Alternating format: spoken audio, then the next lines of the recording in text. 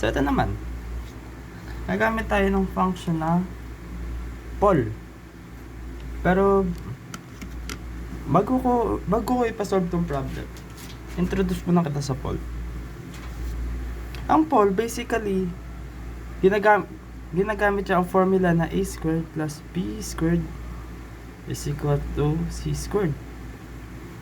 Ibig sabihin, hindi mo na ang Pythagorean, sinosolve niya.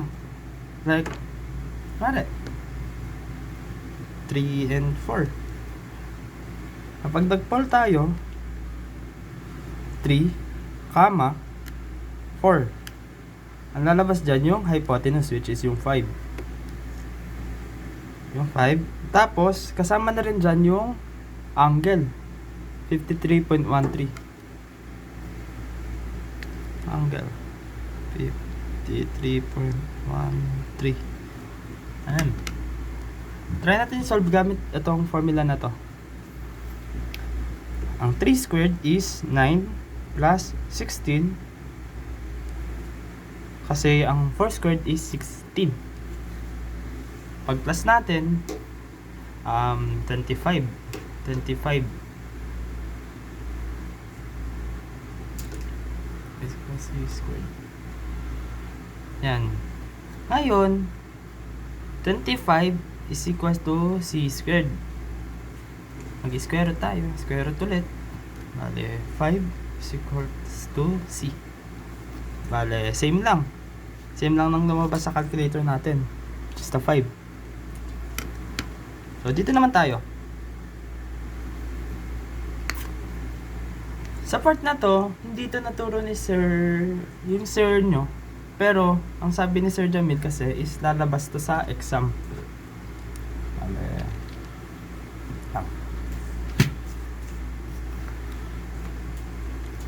una nung gagawin,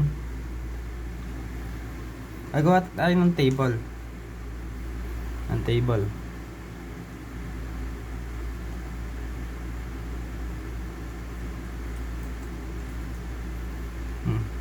Una, yung signs.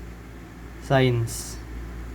Ano ba ang sign ng north and east? Siyempre, unahin natin yung sa x-axis.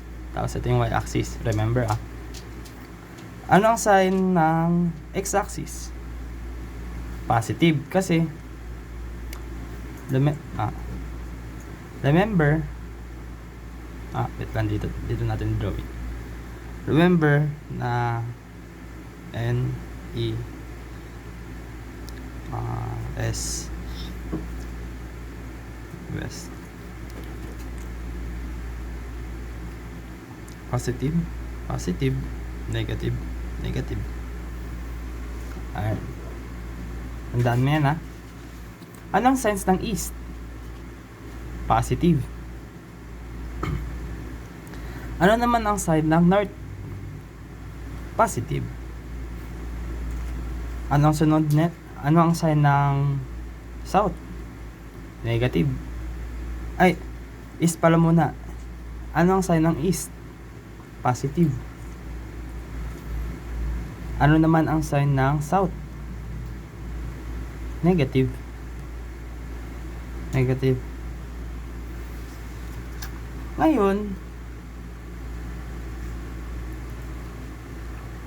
ito ang x-component. Ito naman ang y-comp. Y-component. Ito lang ang formula niyan. A cosine angle. Ganun na kasimple. At first, bago magano, wag na kakalimutan itong sign. Lagay mo na. Positive to, positive din to. Positive to, positive ang y, positive din ang y-com.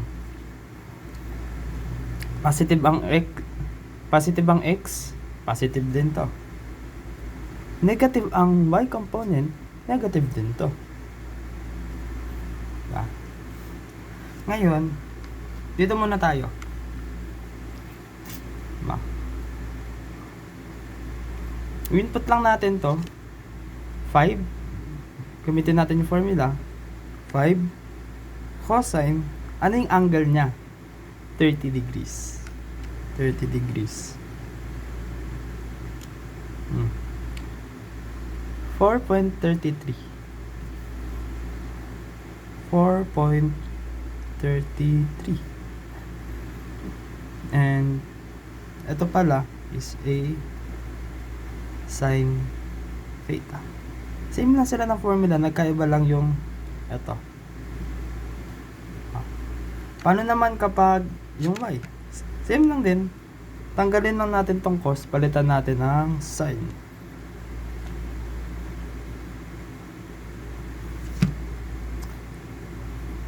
Yan, 2.5.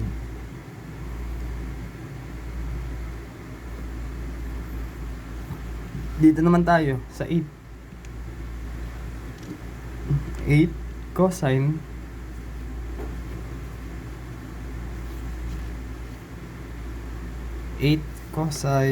60 4.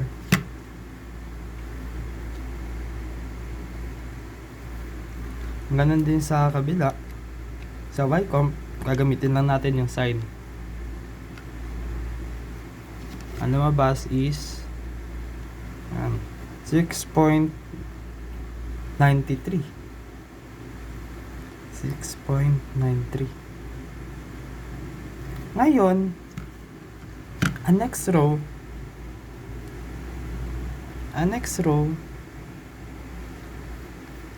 ipag-add to.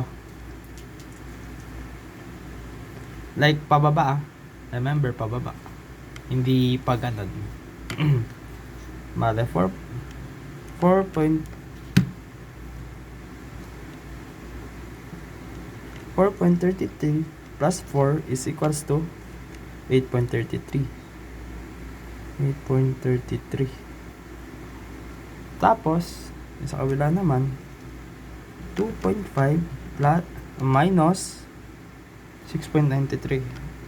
6.93. Negative 4.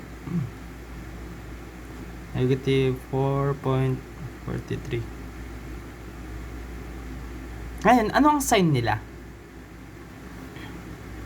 Kukunin mo pa rin yung sign nito. Mamaya sasabihin ko kung bakit important to. Ang x-comp is positive. Ang y-comp is negative. Diba? Ngayon, anong direction to? Itong positive and negative. Ang x is positive, bali east. Ang y-comp is negative, bali south. Bali south of east. Lagi mauuna ang y. Kapag magne-name, lagi mauuna yung y. Susunod yung x. Tandaan south of east. Pero meron pang kulang. Kulang tayo ng resultant vector at ng angle. Balik kulang pa tayo. Madali na lang yan. Gagamitin natin yung pole ulit. Pole. Tandaan, lagi mauuna ang x. Bale, 8.33. Mauuna tong 8.33. Kama. Isusunod, disregard nyo muna yung negative sign kapag ilalagay sa calculator kasi mag-error yan. Ngayon, 4.43. Ito na yung sagot. Resultant vector natin. 9.43. Ang angle, ito ang angle. Ito.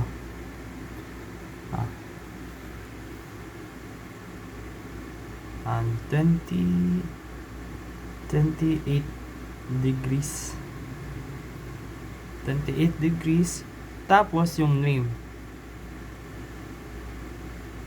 S of T.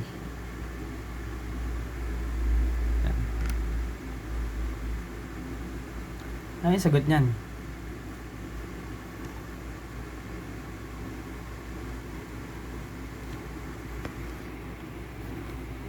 Natandaan? Natikman mo. So, wag kakalimutan, ang pinaka-shortcut mo para sa resultant vectors is etong pol. Shift and 9. 9. Plus pala, sorry.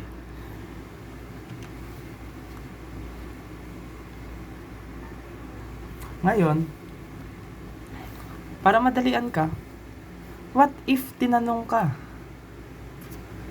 A is equals to 5m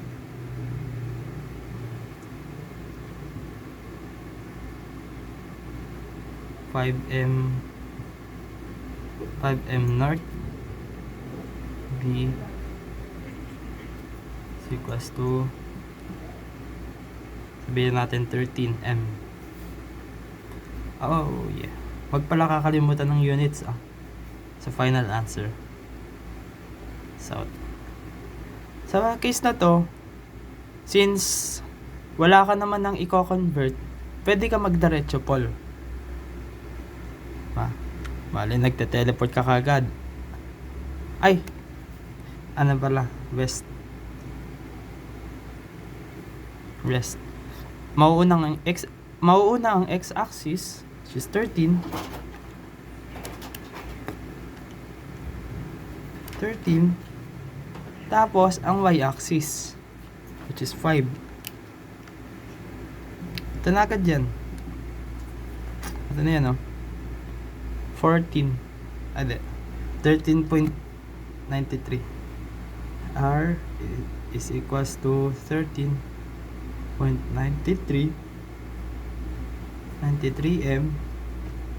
Angle of, ito ang angle. May angle din yan. 21.03 degree. 4 pala. 04 4 degrees. Tapos, N of E. Yun lang.